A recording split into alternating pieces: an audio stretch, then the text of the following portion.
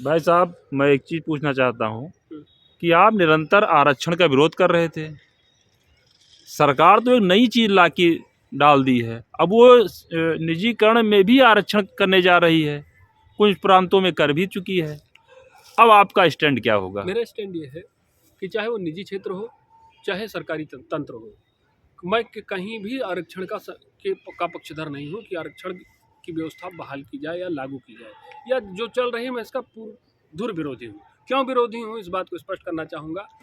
सरकार ने सन 1931 के जनगणना आंकड़ों को उठा करके सन 1990 में आरक्षण की व्यवस्था को बढ़ाया।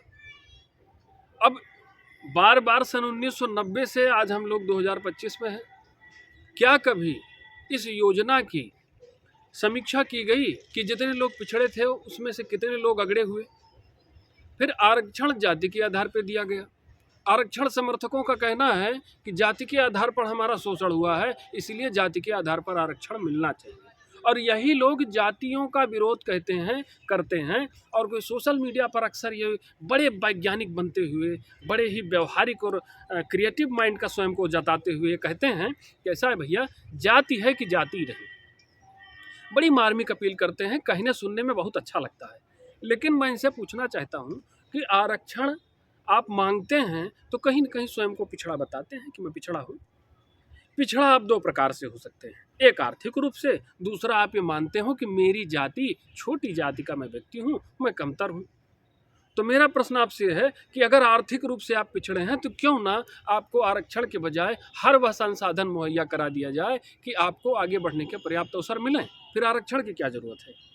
और अगर आप अपनी जाति को छोटा मानते हैं, स्वयं को पिछड़ा मानते हैं, तो फिर जाति का विरोध कैसे करते हैं?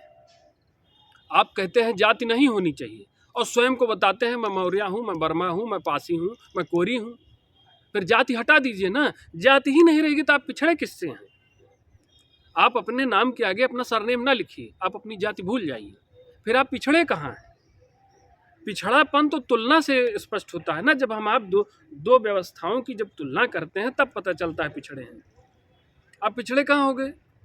तो ये क्या है कि आरक्षण की व्यवस्था को एक हथियार के तौर पर इस्तेमाल करके हमारे देश में फूट डालो राज करो की रीति अपनाई जा रही है। सभी जातियों में को एक दूसरे से लड़ाया जा रहा है। पासवान है तो वो पासवान का मामला लेके चलेगा, ओबीसी नेता है तो उसे ओबीसी वर्ग की बात उठाएगा, एससी एसटी है तो उनकी बात उठाएगा। लेकिन सामान्य वर्ग का कोई व्यक्ति पीड़ित होगा तो वहाँ पर वो नहीं जाएगा। उसका मानना है कि हमको उनसे वोट नहीं मिलता, वहाँ क्या जाएंगे? अब जरा देखिए समाज किस स्तर तक खराब हो चुका है, किस स्तर तक इसकी गिरावट हो चुकी है। फिर आप निजी क्षेत्रों में जा रहे हैं। निजी क्षेत्र, प्राइवेट सेक्टर ऐसा है जहाँ मेरिट को स्थान दिया जाता है। मेरिट वहाँ है, वो अपनी गुणवत्तापूर्ण सेवाओं के लिए जाने जाते हैं। Accurate, brief and to the point काम करने वाली जो सेक्टर है, अब वहाँ पर जो लोग जय भीम करने पहुँच जा रहे हैं कि भैया हमको आरक्षण चाहिए, यहाँ भी आरक्षण चाहिए।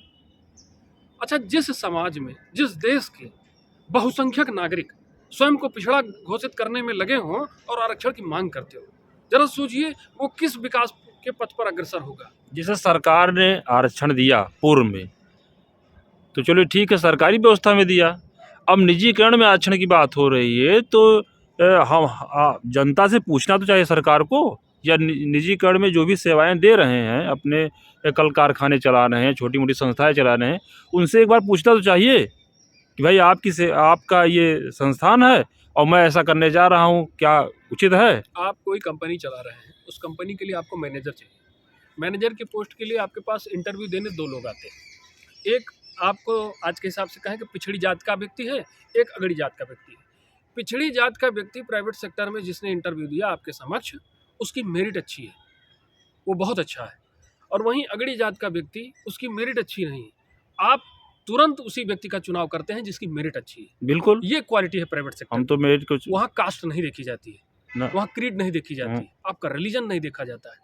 वहाँ आपके पास मेरिट है, then nobody is going to discriminate against you. लेकिन अगर निजीकरण में आरक्षण हो जाएगा तो हम तो बाध्य हो जाएंगे ना।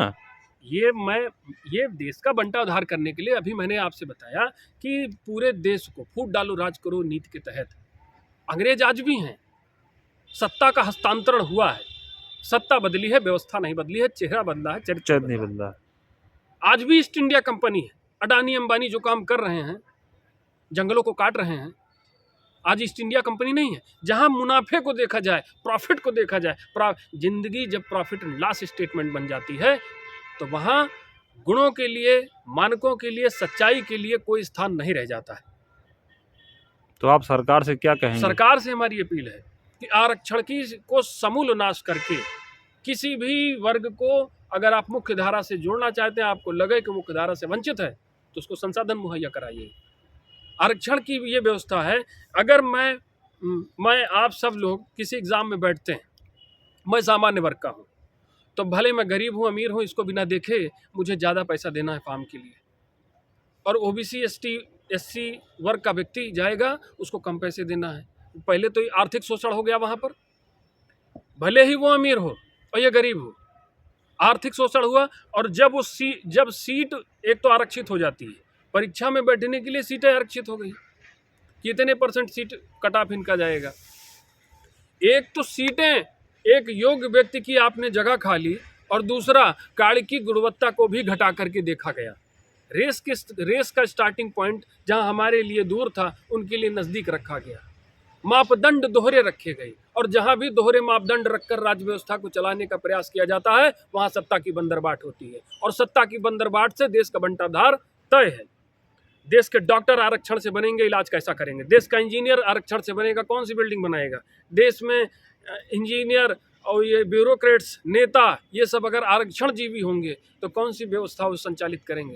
शिक्षा को कैसे प्रभावित करेंगे? IAS बनकर भी सामाजिक अपराध करेंगे, सत्ता में रहकर भी राष्ट्र विरोधी गतिविधियों में लिप्त रहेंगे। और शिक्षा, आपने बहुत सुंदर बात कही है।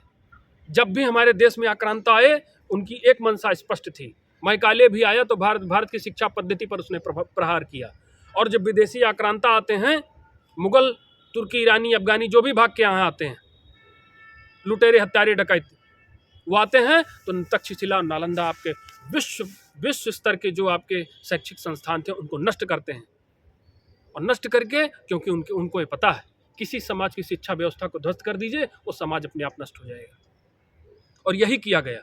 आज आप शैक्षिक क्षेत्रों में आरक्षण की वो हवा चला रहे हैं कि जब शिक्षा व्यवस्था से समाज का सबसे महत्वपूर्ण व्यक्ति शिक्षक होता है, अगर वो 40 नंबर लाकर गणित का अध्यापक बन जाएगा और कोई 90 नंबर लाकर गणित का अध्यापक बनने से चूक जाएगा, फेल हो जाएगा। अक्सर ये बहुत सोशल मीडिया पे लोग लिखते हैं कि कोई 90 नंबर लाकर के फेल हो गया और वो चोर बन गया, और कोई 40 नंबर लाकर पुलिस कप्तान बन गया, जिले का कप्तान बन गया। तो आप बताइए, दोनों की मेधाओं में क्या टकराव होगा? सब पकड़ ही नहीं पाएगा, संभव है? पकड़ ही नहीं पाएगा। उसकी मेधा जैसे निगेटिव, पॉजिटिव नहीं जाएगी तो निगेटिव चली जाएगी। अगर आप प्रेरक वातावरण नहीं देंगे देश की मेधाओं को, या तो वो पलायन करेंगी, या तो यही नकारात्मक चीज़ों में लग जाएंगी, या दम तोड़ देंगी। तो आरक्षण एक राष्ट्रघाती नीति है, और मैं सरकार से अपील करूंगा, जिस तरह से आप सर्वदलीय बैठक बुला करके, और मैं देख रहा हूं जब वेतन बढ़ाना होता है इन जनप्रतिनिधियों को, तो टेबल पीट कर थपथपा करके सबका वेतन बढ़ जाता है। और वैसे ही आरक्षण, क्योंकि आरक्षण सबको चाहिए ना, सबने अपना अपना गोलबंदी कर रखा है। देश का नेतृत्व करने के लिए क्षमता होनी चाहिए, और जब क्षमता नहीं है, अकेले नहीं है, तो नकल कर लियो। यह व्यवस्था है, और ऐसी व्यवस्था को फॉलो करके हम कुल्हाड़ी को पैर पर नहीं मार रहे हैं, पैरवे को उठा कुल्हाड़ी दे मार रहे हैं। आ बैल मुझे मार। चाइना कहाँ जा रहा है? आज आप चाइना से कंपटीशन करिए, आप आसपास भी नहीं हैं, बगल नजर नहीं आ रहे हैं। कितने देश जो आपके बाद आज़ाद हुए, उनको आज़ादी मिली, आज वो बहुत आगे हैं आपसे। लेकिन उनके देश की जनता कटोरा लेकर के भीख नहीं मांगती कि हम पिछड़े हैं, हमको व्यवस्था दो, हमको अगड़ा बनाओ।